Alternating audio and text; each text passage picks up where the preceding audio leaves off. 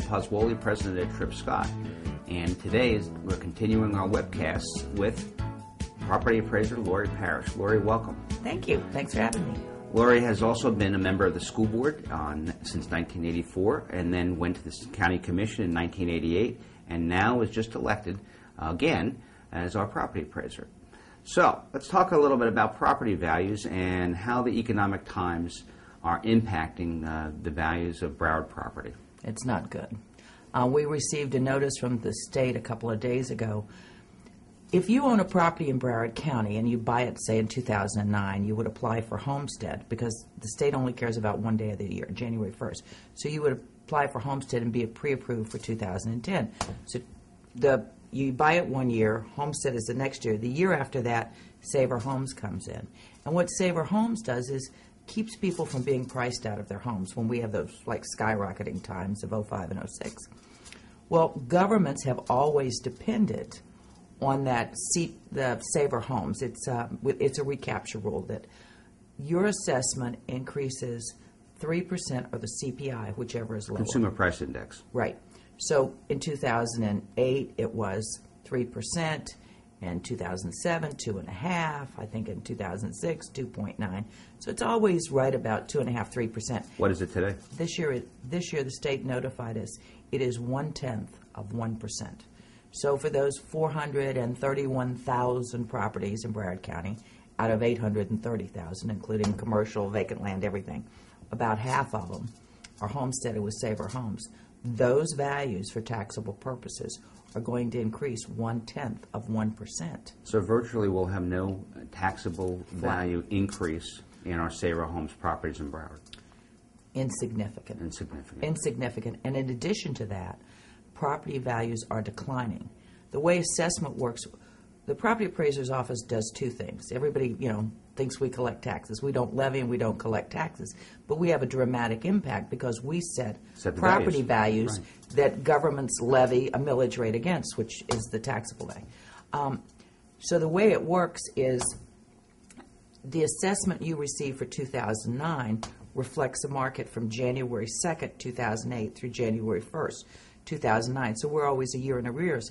And right now, it's hard. We start determining our values to have them to the governments by June 1st as tentative and to the state and all the governments final on July 1st. Just clarify for me the lag time, because we have been under, the real estate market in Broward has been under economic downturn for the last 6, 8, 9 year worth, 9 months to a year.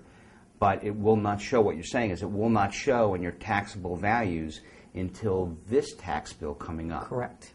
Okay. See, what happened last year, people in 08, they knew the market was going down and they get our assessments, and so more than ever since I've been there, I'm getting all these emails, hey, how could that happen? Right. And then they know that their just value on their property value goes down, but their Saver Homes value went up, and they didn't know. That didn't make sense to them either.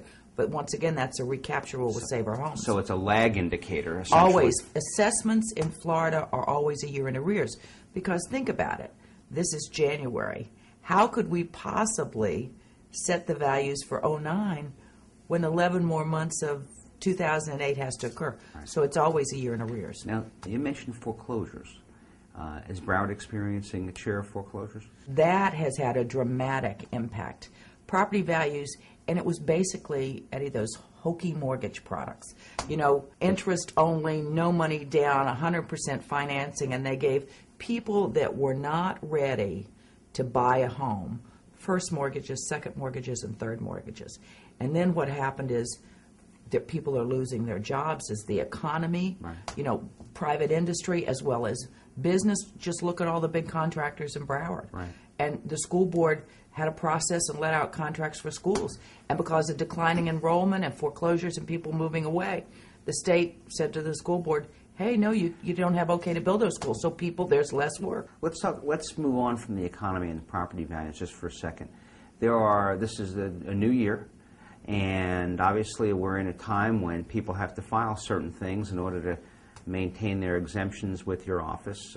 Talk to me a little bit about homestead filing. Okay, homestead filing, if you bought a home in 2008 or prior to that and simply didn't file, you need to file by state law by March 1st for homestead exemption for 2008. You need to own and live in your property on January 1st, 2009. Okay. You can file after March 1st, but to do so you have to do a petition and pay a late fee petition to the Value Adjustment Board, which is not us, and you can still do it, but it's easy. You can do it But just file it before March 1st. Right, and it's easy. You can do it online in your pajamas. www.bcpa.net.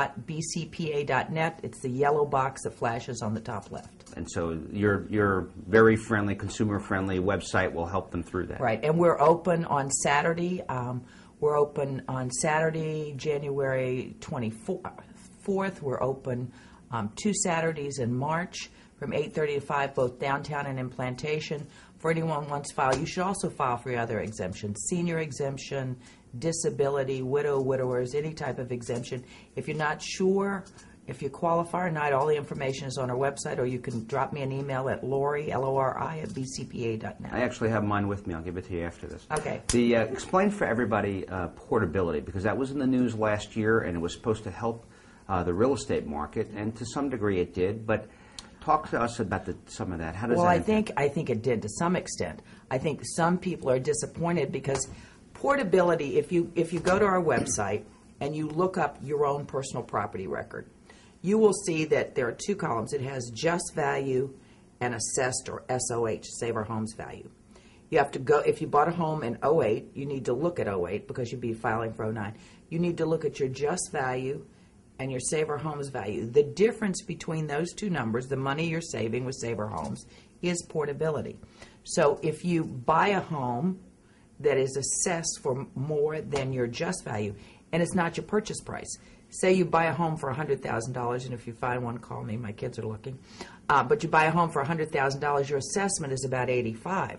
So you could have a $76,000 assessment on a condo and a Save Our Homes value of $50,000. So the difference would be $26,000. But the problem is that would be downsizing, because it's not what you pay for your home, but it's what we assess your property at. Okay. Now, given your political background and on the school board where you certainly served our community, and the county commission serving our community, and now as property appraiser, so Lori, is there other things that you'd like to do in the future? Say, maybe the U.S. Senate race. Is that something you're looking at? Well, it's something I'm thinking about, and I'll tell you why. I think that, as you well know, I have a pretty good reputation for numbers. I may not be great at everything, but I'm really good at numbers. And as a mom and a grandmother, I'm concerned about our future. I'm not so sure. It seems like everything that happened in Washington, many times it appears to me that well-intentioned people, both D's and R's, spend more time trying to get in a leadership position than reading the budget or the bills. There's that old book, What Makes You Think They Read the Bills? And I believe, it's like I've always been one of those people that stop your complaining, do something about it. So I'm thinking about it. My major concern is, do I want to leave home every Monday morning and come home every Thursday night? If you want to come over and water my orchids. But, I mean, it's not the job. The job would be easy. The issue is, do I want to live away from home? And I don't know that I'm prepared to do that yet. I've also called around, checked with some people. My family and friends are all over the state. I grew up here. I've lived in Florida for 52 years, so made a lot of friends in a lot of places, and just considering it. Well, thank you, Lori. On that note, we're going to close, and all I would have to say is Washington may get a dose of Lori Parrish common sense. And so with that, I want to thank our property appraiser, Lori Parrish, for being with us today, and thank everybody else. Thank you.